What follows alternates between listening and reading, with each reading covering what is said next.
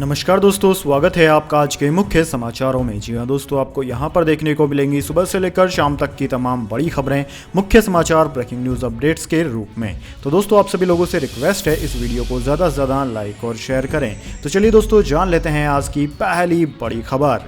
भारत जोड़ो यात्रा में राहुल गांधी की टी शर्ट की चर्चा। भाजपा बोली, भारत देखो 41,000 की टी शर्ट। कांग्रेस का जवाब, 10 लाख के सूट पर बात करो। जी हाँ दोस्तों, कांग्रेस की भारत जोड़ो यात्रा में शुक्रवार को राहुल गांधी तमिलनाडु में हैं। वहां उनके कार्यक्रम से ज्यादा उनकी टी शर्ट की चर्चा है। दोस्तों, राहुल गांधी ने बेरबेरी कंपनी की सफेद रंग की टी शर्ट पहनी। भाजपा ने उनकी फोटो ट्वीट करके लिखा कि भारत देखो 41,000 की टी शर्ट्स है। भाजपा ने अपने ट्वीट में कंपनी की ऑनलाइन सेल का प्राइस टैग भी दिखाया। दोस्तों, भाजपा के ट्वीट के जवाब में कांग्रेस ने लिखा कि अरे घबरा क्या गए, भारत जोड़ो यात्रा में उमड़े जनसैलाब को देखकर मुद्दे की बात करो। बेरोजगारी और महंगाई पर बोलो, बाकी कपड़ों पर चर्चा करनी है तो मोदी जी के 10 लाख के सूट और 1.5 लाख के चश्मे तक बात जाएगी। बताओ करनी है। दोस्तों, एक सवाल के जवाब में राहुल गांधी ने कहा कि भारत जोड़ो यात्रा कांग्रेस पार्टी निकाल रही है और मैं पार्टी का मेंबर हूं, इसलिए मैं इस यात्रा में शामिल हूं। उन्होंने कहा कि यात्रा का मकसद साफ है, हम देश के लोगों को जोड़ने के लिए निकले हैं। राहुल गांधी ने कहा कि भारत जोड़ो यात्रा से मुझे इस देश और अपने बारे में समझ आ जाएगी, मैं 2-3 महीने में समझदार हो जाऊंगा। इसके बाद दोस्तों, अगली बड़ी खबर। भाजपा ने जारी की 14 राज्यों के प्रभारियों की सूची। संबित पात्रा को नॉर्थ ईस्ट की कमान, मुरलीधर को एमपी और अरुण सिंह को राजस्थान मिला। जी हां दोस्तों, भाजपा अध्यक्ष जेपी नड्डा ने शुक्रवार को 15 राज्यों और केंद्र शासित प्रदेशों के प्रभारी और सह प्रभारियों की घोषणा की।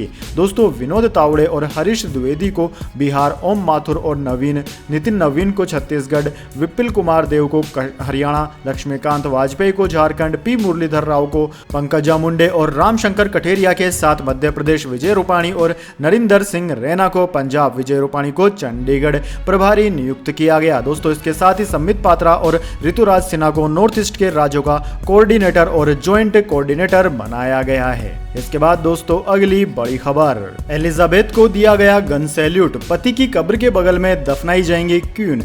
ब्रिटेन में 12 और भारत में 1 दिन का शोक। जी हाँ दोस्तों, ब्रिटेन की महारानी एलिजाबेथ द्वितीय का निधन हो गया। उन्होंने 6 फरवरी 1952 में ब्रिटेन का शासन संभाला था। दोस्तों, 8 सितंबर को उनके निधन के बाद प्रोटोकॉल के मुताबिक अंतिम संस्कार की तैयारियां की जा रही है। क्वीन एलिजाबेथ का अंतिम संस्कार शाही परंपरा के अनुसार 10वें दिन यानी कि 19 सितंबर को किया जाएगा। अंतिम संस्कार से जुड़ी परंपराएं 12 दिन तक चलेंगी। दोस्तों, भारत सरकार ने भी क्वीन के निधन पर 1 दिन यानी कि 11 सितंबर को शोक की घोषणा की है। स्कॉटलैंड के वालमोरल कैसर से उनका पार्थिव शरीर लंदन लाया जाएगा। यहां वेस्टमिंस्टर एबे में उनका अंतिम संस्कार होगा। महारानी को पति प्रिंस फिलिप के बाजू में दफनाया जाएगा। दोस्तों, अंतिम संस्कार से जुड़ी परंपराओं के तहत दिवंगत महारानी को शुक्रवार को शाही गन सैल्यूट दिया गया। क्वीन 96 साल की थी, इसलिए उन्हें हर साल के हिसाब से 96 राउंड की फायरिंग के साथ गन सैल्यूट दिया गया। इसके बाद दोस्तों, अगली बड़ी खबर। साइरस की मर्सिडीज 79 किलोमीटर प्रति घंटे पर पुल से टकराई। हाईवे पर 100 किलोमीटर प्रति घंटे की रफ्तार से दौड़ रही थी। हादसे के 5 सेकंड पहले ब्रेक लगाए। जी हां दोस्तों, अहमदाबाद मुंबई हाईवे यानी कि NH 98 पर रविवार को डिवाइडर से टकराई साइरस की कार हादसे से ठीक पहले 100 किलोमीटर प्रति घंटे की स्पीड से दौड़ रही थी। साइरस की कार की जांच के बाद मर्सिडीज कंपनी ने यह जानकारी दी है। दोस्तों, कंपनी ने अपनी रिपोर्ट में बताया कि कार टकराने से 5 सेकंड पहले डॉक्टर अनायाता पंडोले ने ब्रेक लगाए थे, जिससे कार की स्पीड घटकर 79 किलोमीटर प्रति घंटे पर आ गई थी। कार की डिटेल जांच के लिए हांगकांग से मर्सिडीज की एक्सपर्ट टीम आएगी, जो 12 सितंबर को अपनी रिपोर्ट सौंपेगी। दोस्तों, इससे पहले IIT खड़गपुर की फोरेंसिक टीम ने हादसे के लिए हाईवे पर बने सूर्या नदी के पुल की खराब डिजाइन को जिम्मेदार बताया था। वहीं शुरुआती जांच में पुलिस ने ओवर स्पीडिंग और ओवरटेकिंग के दौरान जजमेंट में हुई गलती को टक्कर की वजह बताया था। इसके बाद दोस्तों, अगली बड़ी खबर।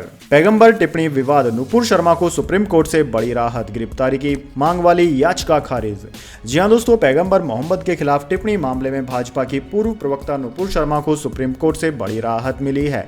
जी हां दोस्तों, सुप्रीम कोर्ट ने शुक्रवार को नुपुर शर्मा की गिरफ्तारी की मांग वाली याचिका पर विचार करने से इनकार कर दिया। वकील अब्बू सोहेल ने सुप्रीम कोर्ट में ये याचिका दायर की थी। याचिका में अधिकारियों को नुपुर शर्मा के खिलाफ एक्शन लेने और उन्हें गिरफ्तार करने की मांग की गई थी। दोस्तों, याचिका में कहा गया है कि पूर्व बीजेपी प्रवक्ता नुपुर शर्मा को पैगंबर मोहम्मद के खिलाफ नफरत भरे बयान और मुस्लिम समुदाय की भावनाओं को आहत करने के लिए उन पर कार्यवाही की जाए और उन्हें गिरफ्तार किया जाए। दोस्तों, भारत के मुख्य न्यायाधीश यू ललित की अध्यक्षता वाली वाली पीठ ने याचिकाकर्ता अब्बू सोहेल को याचिका वापस लेने का सुझाव दिया। इसके बाद दोस्तों अगली बड़ी खबर, दिल्ली सरकार के कॉलेजों में टीचर्स को सैलरी देने के पैसे नहीं, बीजेपी आम आदमी पार्टी आमने सामने। जी हां दोस्तों, दिल्ली सरकार की ओर से चलाए जा रहे दिल्ली विश्वविद्यालय के दीनदयाल उपाध्याय कॉलेज में फंड की कमी की खबर सामने आई है। कॉलेज के पास स्टाफ को देने के लिए पैसे नहीं हैं। दोस्तों कॉलेज प्रशासन ने एक नोटिस जारी कर कहा कि असिस्टेंट प्रोफेसरों के वेतन से 30,000 और एसोसिएट प्रोफेसर और प्रोफेसरों के वेतन से 50,000 रुपए रोके जा रहे हैं। दोस्तों यह कटौती जुलाई के वेतन से की गई। कॉलेज के कार्यवाहक प्रिंसिपल ने नोटिस में कहा कि जैसे ही फंड उपलब्ध होगा वेतन जारी कर दिया जाएगा। इस कॉलेज को दिल्ली सरकार की ओर से 100% फंडिंग होती है और इसकी स्थापना सन 1990 में की गई थी। दोस्तों इससे पहले आम आदमी पार्टी के शासन वाले पंजाब में सरकारी कर्मचारियों को वेतन मिलने में 1 सप्ताह की देरी हुई थी। हालांकि राज्य के वित्त मंत्री ने कहा था कि ऐसा तकनीकी कारणों से हुआ था और खजाना खाली होने की बातें अफवाह हैं। इसके बाद दोस्तों अगली बड़ी खबर, अवैध लोन ऐप्स पर कसेगा शिकंजा, आरबीआई तैयार करेगा व्हाइट लिस्ट। जी हां दोस्तों, भारतीय reserve bank smartphone app store पर मौजूद अवैध लोन ऐप पर शिकंजा कसने की तैयारी कर रहा है। दोस्तों इसके लिए आरबीआई इंस्टेंट फाइनेंसिंग ऐप की एक व्हाइट लिस्ट तैयार करेगा, जिसे इन ऑनलाइन स्टोर फ्रंट पर होस्ट करने की अनुमति होगी। दोस्तों एक सरकारी अधिकारी ने CNBC TV 18 को बताया कि आरबीआई लिस्ट तैयार करेगा और इलेक्ट्रॉनिक और सूचना प्रसारण मंत्रालय यह सुनिश्चित करेगा कि केवल उन्हीं ऐप को ऐप स्टोर पर होस्ट किया जाए। दोस्तों भारतीय रिजर्व बैंक यानी कि आरबीआई सभी कानूनी ऐप की एक व्हाइट लिस्ट तैयार करेगा और केंद्रीय इलेक्ट्रॉनिक्स और सूचना प्रौद्योगिकी मंत्रालय यह सुनिश्चित करेगा कि केवल ये व्हाइट लिस्ट ऐप स्टोर पर ही उपलब्ध हो। दोस्तों ऐसा ट्वीट किया गया है INS की ओर से। इसके बाद दोस्तों अगली बड़ी खबर, यो हनी सिंह का हुआ तलाक, करोड़ों में दिया एलिमनी, पत्नी शालिनी ने मारपीट और हिंसा का लगाया था आरोप। जी हां दोस्तों, यो हनी सिंह की पत्नी शालिनी तलवार ने पिछले साल दिल्ली की 30 हजारी कोर्ट में सिंगर पर घरेलू हिंसा और दूसरी महिलाओं से संबंध समेत कई गंभीर आरोप लगाकर सिंगर से तलाक की अर्जी लगाई थी। दोस्तों दोनों के बीच आपसी रजामंदी से 1 करोड़ रुपए पर समझौता हुआ है। दोनों के बीच अब आधिकारिक रूप से तलाक हो चुका है। गुरुवार को दिल्ली के साकेत डिस्ट्रिक्ट कोर्ट के फैमिली कोर्ट में हनी सिंह ने एलिमनी के तौर पर 1 करोड़ रुपए का चेक सील्ड लिफाफे में शालिनी तलवार को सौंप दिया। इस मामले की अगली सुनवाई 20 मार्च 2023 को होगी, जिसमें अगले प्रस्ताव पर सुनवाई होनी है। दोस्तों आपकी जानकारी के लिए बता दें, यो हनी सिंह की पत्नी शालिनी तलवार ने उनके खिलाफ घरेलू हिंसा, यौन हिंसा और मानसिक उत्पीड़न का मामला दर्ज कराया था। शालिनी ने आरोप लगाया था कि वह शादी को छुपा कर रख रहे थे और शादी की तस्वीरें सोशल मीडिया पर आने के बाद वह घबरा गए थे और तब उन्हें बेरहमी से पीटा गया था। इसके बाद दोस्तों अगली बड़ी खबर, नरेंद्र गिरी आत्महत्या मामला, आनंद गिरी और इलाहाबाद हाईकोर्ट से बड़ा झटका, महंत नरेंद्र गिरी आत्महत्या मामले में जमानत याचिका हो गई खारिज। जी हां दोस्तों, साधु संतों की सबसे बड़ी संस्था अखिल भारतीय अखाड़ा परिषद के पूर्व अध्यक्ष महंत नरेंद्र गिरी की खुदकुशी मामले से मुख्य आरोपी आनंद गिरी को आज 9 सितंबर शुक्रवार को इलाहाबाद हाईकोर्ट से बड़ा झटका लगा है। हाईकोर्ट ने आनंद गिरी को किसी तरह की राहत देने से इनकार करते हुए उनकी जमानत अर्जी को खारिज कर दिया। दोस्तों अदालत ने अपने फैसले में कहा कि आनंद गिरी जमानत पर जेल से छूटने के बाद केस के गवाहों को प्रभावित कर सकते हैं, इसलिए उन्हें जमानत दिया जाना कतई उचित नहीं होगा। अदालत ने आनंद गिरी को अर्जी को जमानत के लिए फिट केस नहीं माना। अदालत के फैसले के पीछे सीबीआई की वह दलील भी बड़ा आधार बनी, जिसमें कहा गया था कि उसने चार्जशीट भले ही दाखिल कर दी है, लेकिन वह इस केस में फर्दर इन्वेस्टिगेशन भी कर रही है, यानी कि वह इस केस में अभी आगे की जांच कर रही है और अगर जरूरत पड़ेगी तो वह दूसरी चार्जशीट भी दाखिल कर सकती है। दोस्तों करीब 9 महीने तक चली सुनवाई के पूरा होने के बाद अदालत ने 7 सितंबर को अपना जजमेंट रिजर्व कर लिया था और फैसला सुनाने के लिए आज का दिन तय किया था। दोस्तों जमानत केस से जुड़ा मामला जस्टिस संजय कुमार सिंह की सिंगल बेंच ने सुनाया। आनंद गिरी इन दिनों यूपी की चित्रकूट जेल में बंद हैं। इसके बाद दोस्तों अगली बड़ी खबर, ट्विटर लाया धमाकेदार फीचर, ट्वीट करते ही इंस्टाग्राम और स्नैपचैट पर अपने आप हो जाएगा पोस्ट।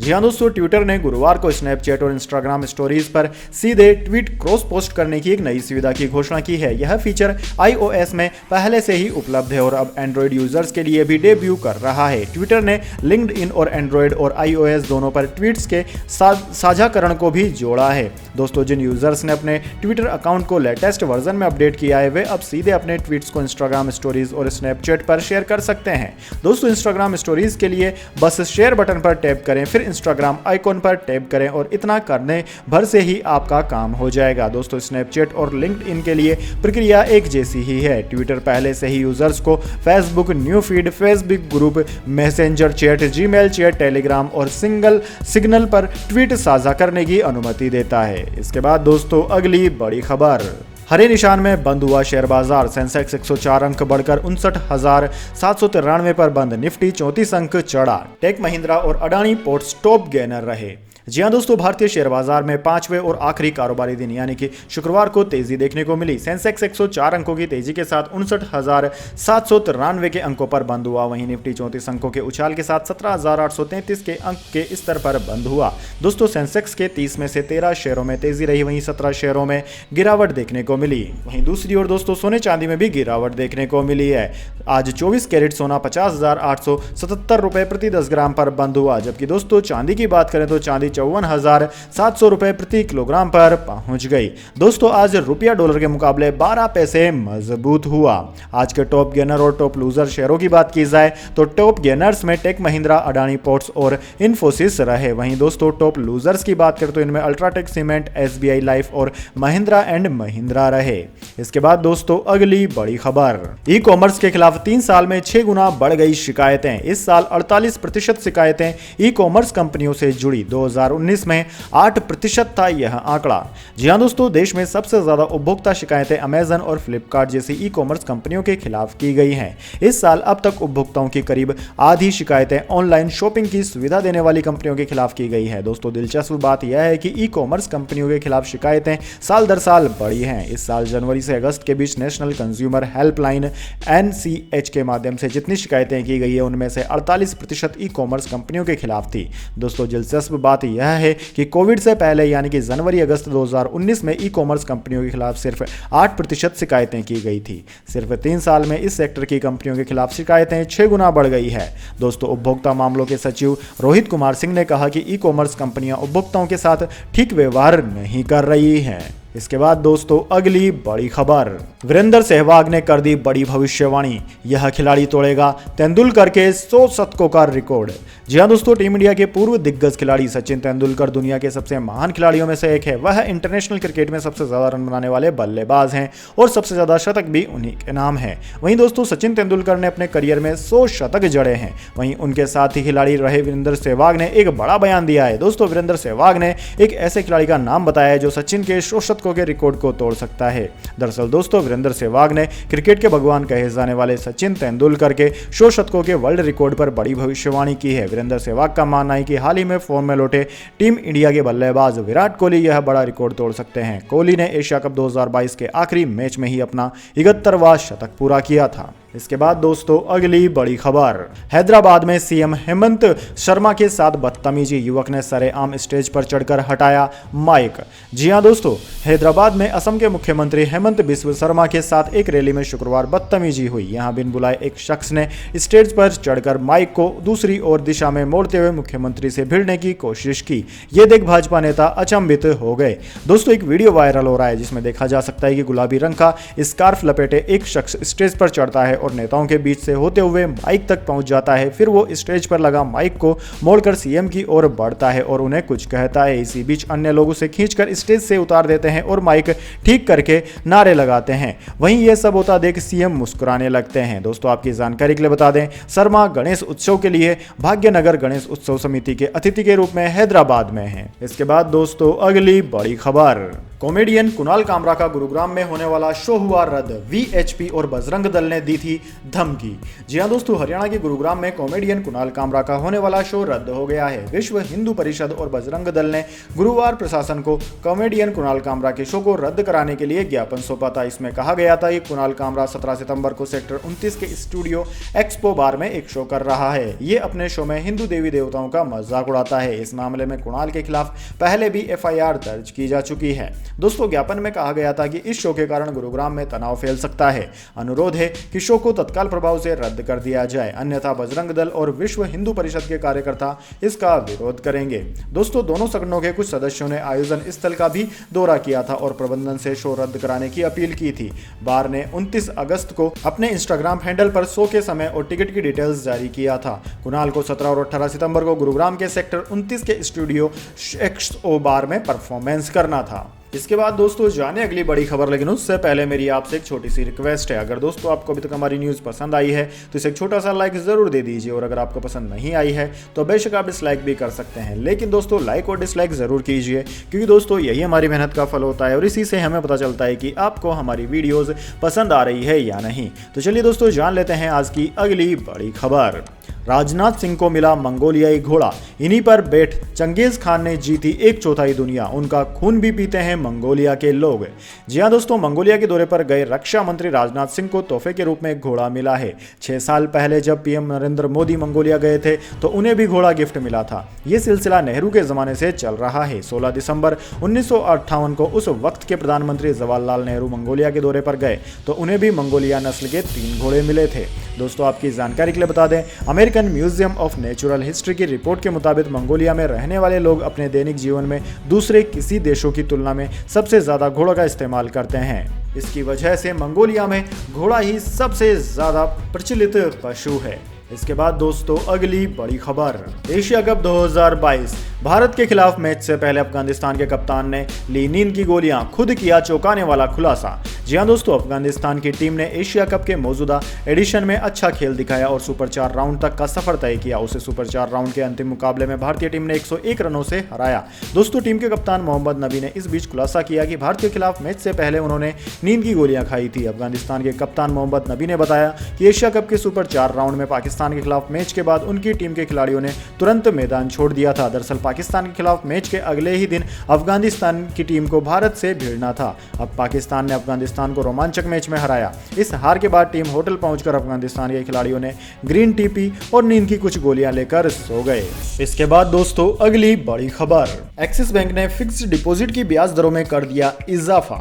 जी हां दोस्तों, एक्सिस बैंक ने 2 करोड़ रुपए से कम की एफडी पर ब्याज दरों में वृद्धि की है। बैंक की आधिकारिक वेबसाइट के अनुसार नई ब्याज दरें 9 सितंबर 2022 से प्रभावी हो गई हैं। दोस्तों बैंक ने 7 दिन से लेकर 6 महीने में परिपक्व होने वाली एफडी पर ब्याज दरों में 25 आधार अंकों की बढ़ोतरी की है। दोस्तों एक्सिस बैंक ने अगस्त में भी 17 महीने और 18 महीने से कम में परिपक्व यानी कि मैच्योर होने वाली एफडी पर ब्याज दरों को बढ़ाया था, लेकिन दोस्तों बाकी टेन्योर की एफडी की ब्याज दरें यथावत रखी थी। अब दोस्तों बैंक 7 दिनों से लेकर 29 दिनों में परिपक्व यानी कि मैच्योर होने वाली एफडी पर 2.75% ब्याज देगा। 30 दिनों से 3 महीने में परिपक्व होने वाली एफडी पर बैंक 3.25% ब्याज ग्राहकों को देगा। इसी तरह 3 महीने से 6 महीने में मैच्योर होने वाली एफडी पर एक्सिस बैंक 3.75% सालाना की दर से ब्याज देगा। इसके बाद दोस्तों अगली बड़ी खबर, कर्लीज क्लब को गिराने पर सुप्रीम कोर्ट का स्टे, सभी कमर्शियल एक्टिविटी पर रोक लगाई।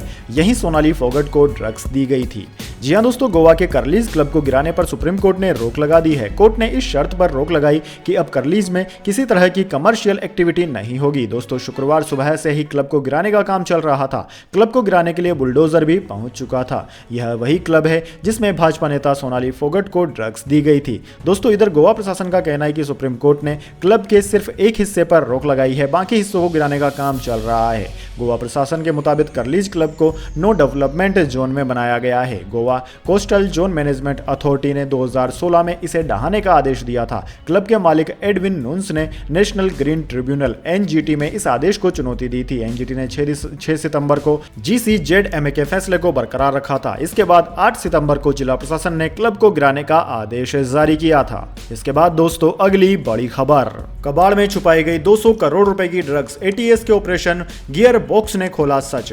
जी हां दोस्तों, गुजरात एटीएस को एक बार फिर बड़ी सफलता हाथ लगी है। इस बार एटीएस और डीआरआई ने कोलकाता में एक बड़े ऑपरेशन में 200 करोड़ रुपए की हेरोइन जब्त की है। दोस्तों कबाड़ के अंदर यह 40 किलो ड्रग्स छुपाई गई थी, जिसे दुबई से लाया गया था। मिली जानकारी के अनुसार दुबई से कबाड़ कंटेनरों में लाई गई नशीली दवाइयां गियर बॉक्स के अंदर छिपाई गई थी। गुजरात एटीएस को इस मामले की पहले से ही पुख्ता जानकारी थी। गुजरात के पुलिस महानिदेशक आशीष भाटिया ने बताया कि यह ड्रग्स 12 गियर बॉक्स के अंदर छिपाया हुआ था, जो दुबई से जेबेल अली पोर्ट से शिपिंग कंटेनर में भेजे गए 7,220 किलोग्राम मेटल स्क्रैप का हिस्सा थे और यह फरवरी में कोलकाता बंदरगाह पहुंचा था। दोस्तों, सेंचुरी कंटेनर फ्रंट स्टेशन में ऑपरेशन गियर बॉक्स को अंजाम दिया गया। खेप में 7,220 किलोग्राम मेटल स्क्रैप और 36 गियर बॉक्स थे। इन 36 गियर बॉक्स में से 12 को सफेद इंक से मार्क किया गया था। जब यह खोले गए तो इनमें से 72 पैकेट हेरोइन बरामद हुए। दोस्तों, मामले में जांच अब भी जारी है क्योंकि अधिकारियों ने सभी गियर बॉक्स खोलने का फैसला किया है। फिलहाल जांच से पता चला है कि कंटेनर को